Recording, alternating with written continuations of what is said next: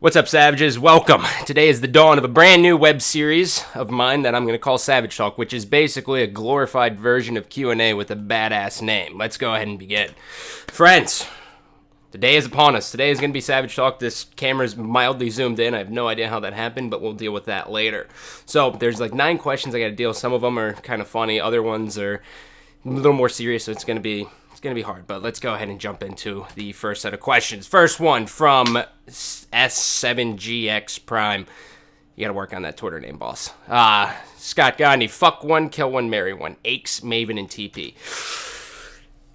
Well, obviously right away, tits for TP. You gotta marry Teep. He's the black lab of the Call of Duty community. I love that guy to death, but now this is where it gets hard, right? Like, on one hand, like, I like Maven a lot, and I like Aches a lot, but I think I have to kill. See, this is difficult. I think I have to kill Aches. I kill Aches and I fuck Maven. That's my order. I think Maven would take care of me a little bit better. He'd probably cuddle after. Aches would probably just treat me like a piece of meat, and I don't want to feel like a piece of meat. Don't you give me that look. Favorite cereal? This one's easy. Cookie Crisp, right? Or Honey Bunches of Oats. Those are the two. But, I don't really eat cereal anymore. I think it sucks. It's just sugary nonsense. I prefer eggs. I'm more of an eggs and bacon kind of guy, and just throw the bacon in the oven, right? Done. Moving forward. This one's from Evan. Evan, sorry. Okay, excuse me. Do you have a girlfriend? Ha ha, he he, monkey face. And then another one from her friend Reagan that says, yeah, do you? So, little story here. One, Evan is actually my girlfriend's friend, and the friend is actually my girlfriend, right? So think about that. So it's actually Reagan. So yes, I am dating Reagan, and she's right here in the corner, awkwardly sitting here throwing stuff at me because she's embarrassed. Moving forward. What about it works for you? There's a lot that works for me. I think, number one, I have like 27 good sides to my face, which I think really helps. My hair, wildly mediocre, but what really works about me is I think it's just passion. I got a lot of passion. It's right in here, right in the heart. Now, I have no idea what the hotkey is for this one. Did you used to play video games competitively? Listen here, Acid Midas, you piece of shit. Yes, I have more event wins than you can dream of. I don't know why I'm lashing out at you like this, but yes. I competed all throughout Halo 1 and Halo 2. I have 7 event wins and national championship. And I was on the Hit USA Network show called Major League Gaming. Yeah, I know. It's neat. All right, let's get into some serious ones. Do you think the behavior of some pro players affects the growth of competitive gaming? This one's tough for me because obviously I present myself like a huge walking jackass, and I don't care about what other people think, and I always say what's on my mind. So this one's it's a little bit different for me to kind of voice this, but I think the big thing for me, behavior-wise, looking at the growth of the scene, is like how team changes are done. I know a lot of people are always like, oh, well, I like team changes because it's like free agency in other sports. It's exciting. We get to kind of see like what could possibly happen. And it's great for me because of, my YouTube series. The Web of Lies is fantastic, but they just need to be done a little bit better. But I think that is going to come in time. I mean, now we're starting to see players actually get contracts and get bought out. But if you're literally referring to the simple fact of how they present themselves, I think you need bad guys. You need good guys. And that's it. It only helps the scene, right? Like Kevin Garnett is notorious for being a trash talker. Everyone knows that, but the difference is he's not mic'd up. Do they need to lash out at the league for when things get fucked up? No, they should be emailing MLG instead of doing it publicly. But besides that, I don't think it's like do or die, like fuck it. If they keep acting like jackasses, is it going to like shit the bed? It's never going to happen. That's went to that one again. All right, Slendy. I'm taking a sip of water. Fuck off.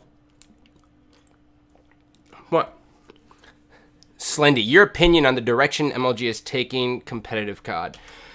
Oh, shit. This one sucks. This one puts me in between a rock and a hard place. But do I think the league is good?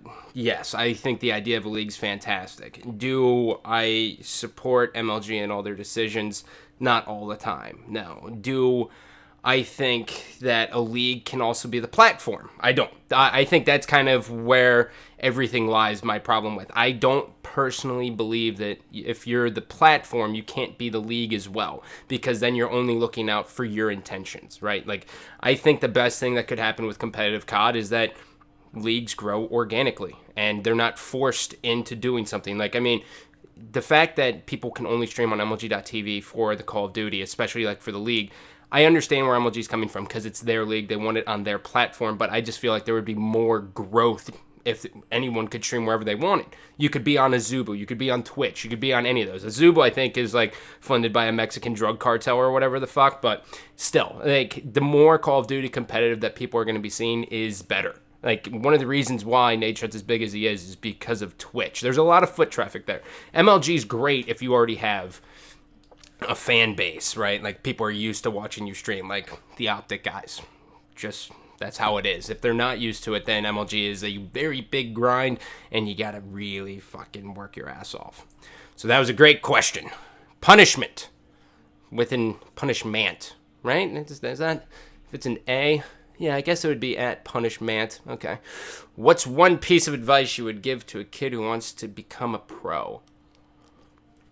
This is tough. This is really tough because everyone's journey is different. Everyone's very, very different. But the one thing I will say is never forget why you got into it in the first place, because you're gonna deal with a lot of shit. Everyone who's the pro has dealt with countless amounts of bullshit. And here's a little bit of a story time here for you. So to put it in perspective, my journey to become a pro, there was my second event, which was ran by Adam Apicella, Mr. Adam Apicella, clap from MLG, before he was working with MLG. There was an event called Ohio Valley Shootout. Now, back then we had like XB Connect, which is where you found games and you met up that way. You never really talked to anyone besides like through AIM or in the game lobby. So all typing, never voice. But I had a team. It was me, my brother, Bebop, and a fourth who I thought was actually Gringo. But in fact, it wasn't Gringo. Right? So it was a guy posing as Gringo, and that guy was Triple X. So when we showed up to the event, we actually didn't have a fourth. And it was a fucking nightmare. It was a complete nightmare, but we picked up a kid, and we still ended up beating TSK, which was Triple X's team, which felt good. But you're going to have to deal with a lot of shady shit, and you can't forget why you got into it in the first place. As soon as it becomes a chore, just get the fuck out. That's what happened to me. As soon as it was like, oh, yeah, I guess I got to get on and play, that's when I knew it was no longer for me. So that's my advice, which isn't probably good. But anyways, what do you think? What teams do you think got better from the roster changes? What teams do you think got worse? I got a lot of fucking questions about this, right? And we can all kind of group them into one. There was another question like, who do we think actually, or who do I think can give Optic Gaming and EG a run for their money? Which is so weird because now we have a second team. It used to just be EG, but so I'm going to answer that. Which teams got worse? Which teams got better? I think Envy, I have a lot of eyes on Envious, and I know a lot of people are going to be like, oh, Formal, yeah, he's my fucking son, okay? I'm sorry, I support my family, right? He's not actually my son. But I think Envy's going to get a lot better. I mean, Parasite was very, very inconsistent on Team Envy. Yes, he's a good player, but it just didn't seem to be working. I don't think he kind of bought into the Team Envious kind of scenario there, but I think Parasite gone is good. I think Study gone is a really good thing for them just because their respawn now has gotten better. Study is a very inconsistent player when it comes to respawn. Anyone who watches Anaheim or X Games can tell you that exact same thing. In fact, reach out to Merck and ask him about it, and I think I'm doing an interview with him tomorrow. So he's very inconsistent. I think Envy got a lot better. A team who got a lot worse, TK. I think TK really jumped the gun on grabbing Theory just because they just were like, oh, well, you know what? I think this is the right decision. And obviously, if they're building for Advanced Warfare, sure, there's going to be chemistry there. But I think TK got a lot worse. Just because in this game, look at the top teams. And we're going to look at EG and Optic Gaming. EG, 3 humongously talented Slayers, right? Optic Gaming, 3 ridiculously talented Slayers, right? And if Clay plays a little bit better at Anaheim in Search and Destroy, they probably end up beating EG, right? There's not a single scenario where I can sit down and say TK can beat EG or Optic Gaming with this lineup, period. So I say Envy got better, TK got worse, Denial, I have no idea what the fuck to expect from them. Blevins is never going to have a team. I think he's only got one player on it, which is Classic, so he's fucked. And everyone else hasn't really made too much of a team change, so I'm actually mildly impressed. Last question. Favorite event you've been to, COD or Halo? Ugh, I didn't even think about this one.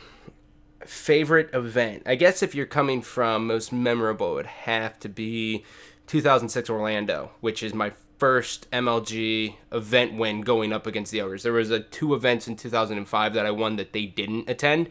But 2006, it was like we made a team change. We picked up Ghost Ayami, we grabbed him, and we were like, all right, let's fucking do this, right? And we came out and we beat him. That was probably my most memorable event. Just because, like, everyone's going to be like, oh, when's the national championship? No, I don't give a shit about the money. It was like everything kind of finally paid off. But if we went with fun, God, fun event. I liked, favorite event for fun would have to be MLG Columbus 2012. The Halo community's back was against the wall. We had the world's shittiest game come out. Well, we thought Halo 4 ended up being the world's shittiest one, but we had Halo Reach come out, and it had like armor abilities and sprint, and everyone's like, what the fuck is this? And the Master Chief, who was actually a Noble 6 in this one, like, it had like a fanny pack for grenades. You could carry like fucking 2. It was a joke. It was absolutely gross. But that event, like, the Halo community's back against the wall, and MLG's like, if you guys show up, we'll give you another event. Sure enough, they didn't give us another event, but we did show up, which was really cool. So for the first time since ever, it was all like one tight-knit community. So thank you all for the questions. We'll be doing this every Sunday. I love you, but I don't love you. Take it easy. I have nothing I want to say here. I don't.